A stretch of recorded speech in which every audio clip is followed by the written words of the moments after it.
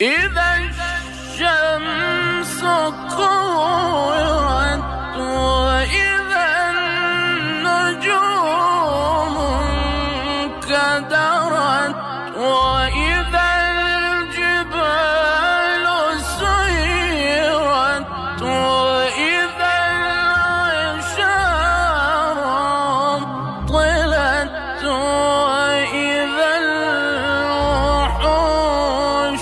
حشرت وإذا